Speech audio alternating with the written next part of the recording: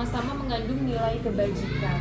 Mungkin tadi yang sudah Ibu Haji sampaikan, bahwasannya ada siswa yang jarang sekolah atau mungkin tidak mengikuti PPS, tetapi kemudian nanti di akhir mungkin mendapatkan penilaian begitu ya dari ibu wali kelasnya. Berarti itu kan ada suatu dilema atau bagaimana begitu solusinya Ibu Haji sebagai pimpinan dalam menghadapi masalah kasus antara kebenaran dan kebenaran, lawan kebenaran begitu Ibu Haji.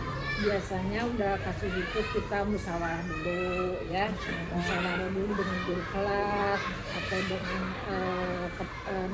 kepala sekolah bidang siswa dengan Pak Ustadz Rahmat.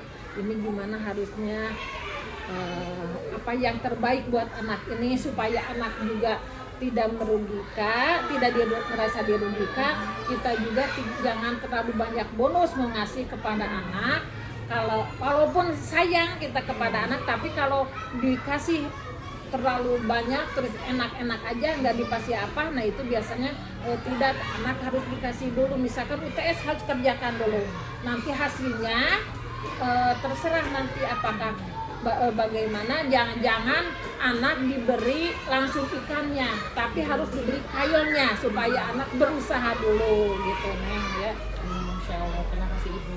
Nah kemudian langkah-langkah atau prosedur yang seperti apa yang biasa Ibu lakukan selama ini, Bu? Langkah-langkah prosedur untuk mengatasi masalah yang tadi Ibu sudah sampaikan. Langkah-langkah prosedurnya? Langkahnya biasa ngobrol dulu dengan guru kelas ya, udah musyawarah dengan ya komunikasi dengan Pak Ustadz bidang kesiswaan, terus biasa memanggil orang tuanya ke sini. Apa ini masalahnya, mengapa anak tidak sekolah aja, terus anaknya juga dipanggil supaya anak mengetahui kenapa anak itu, apa masalahnya sampai tidak mau sekolah, lalu dikasih nasihat supaya anak mengerti bahwa pendidikan itu penting buat dianya sendiri, bekal dia hidup di dunia ini buat nanti besar, dewasa gitu. Baik, terima kasih Ibu, langkah-langkahnya cukup jelas sekali ya Ibu ya. Kemudian hal-hal apa saja yang selama ini Ibu Haja anggap efektif dalam pengambilan keputusan pada kasus-kasus dilema etika? Jadi hal-hal apa saja yang selama ini Ibu Haja anggap efektif begitu? Apa efektif dalam pengambilan keputusan dilema tersebut? Biasanya anak yang paling efektif itu orang tuanya dipanggil, anaknya dipanggil, guru juga dipanggil, bersama-sama kita musyawarah untuk menyelesaikan masalah itu. Itu yang paling efektif itu Neng. Jadi kalau ada apa-apa dipanggil dulu orang tua secara kekeluargaan, kita ngobrol, jangan tiga poin bikin dia shock, tapi kita secara kekeluargaan ngobrol untuk kebaikan anak itu, untuk kebaikan kita semua gitu.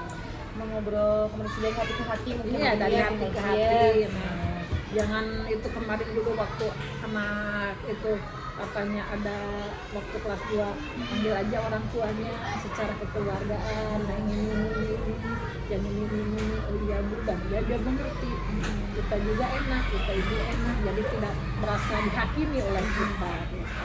Jadi itu sangat efektif ya, sekali efektif jadi efektif. Nah kemudian hal-hal apa saja yang selama ini merupakan tantangan dalam pengambilan keputusan pada kasus-kasus dilema etika? Mungkin pada saat Ibu mengambil keputusan, apakah ada tantangan-tantangan tersendiri? Seperti apa tantangan tersebut? Tantangannya itu setelah memberi keputusan, anak berjanji akan benar-benar, tapi nyatanya anaknya melaksanakan hal itu juga yang tidak sekolah lagi. Begitu tuh.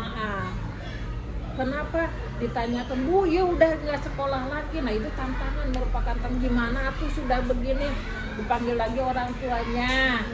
Nah itu tantangan itu bagi kita itu. Nah, anaknya yang tidak tepat janji, tidak berjanji walaupun sudah janji dengan ibu, dengan guru kelas bahwa dia akan sekolah, tapi nyatanya dia tetap malas aja. Itu merupakan tantangan yang bagi kita.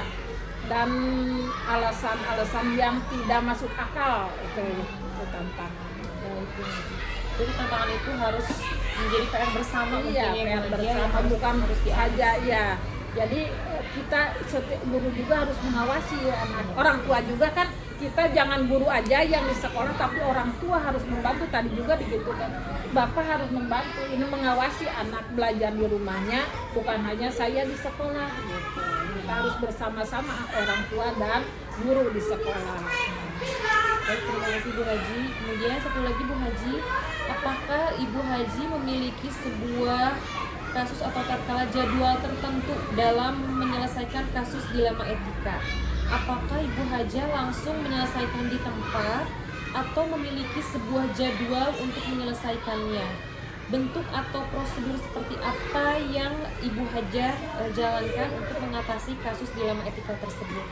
Jadi ketika ada kasus mungkin ya Bu Haji, apakah Bu Haji itu langsung menyelesaikannya to the point di tempat, atau mungkin Bu Haji mempunyai jadwal prosedur langkah-langkahnya bagaimana untuk menyelesaikan dilema etika tersebut? Biasanya kan udah musyawarah di sini, dia menyelesaikan langsung itu, karena kalau berlarut-larut lama lagi apalagi dengan orang tua kan, dia juga banyak pekerjaan di rumahnya, ada banyak bekerja, ada orang tua, anak punya anaknya, jadi susah lagi kalau dipanggil ke sekolah. Jadi ibu mah biasa langsung aja sekarang udah musyawarah, bereskan, selesaikan hari itu juga, tidak dilarut-larut lagi, karena susah kalau nanti dibereskan lagi, panggil orang tua itu susah lagi waktunya.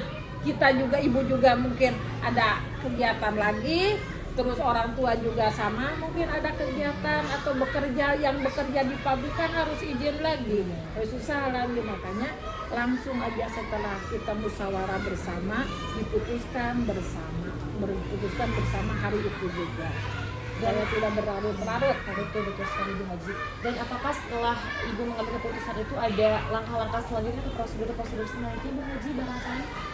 Setelah itu ya langkah-langkahnya mah kalau anak biasa diawasi terus kan, si anaknya diawasi terus oleh kita, dan harus ada komunikasi dengan orang tuanya, komunikasi dengan orang tuanya supaya dia mendukung, kita juga memperhatikan. Jadi anaknya mudah-mudahan gitu, bisa baik-baik, ya ada perubahan. Terima kasih banyak Bu Haji waktunya dan jawaban-jawabannya yang sangat jelas, kemudian sangat to the point dan sangat menambah ilmu pengetahuan saya pribadi Bu Haji. Terima kasih banyak atas waktunya Bu Haji. Mohon maaf apabila selama tadi proses wawancara ada kesalahan-kesalahan kata yang tidak disengaja. Demikian Bu Haji, terima kasih. Wassalamualaikum warahmatullahi wabarakatuh. Ini juga mohon maaf mungkin dalam nanti menjelaskan kurang dimengerti atau kurang Terima kasih Bu Haji. Assalamualaikum warahmatullahi wabarakatuh.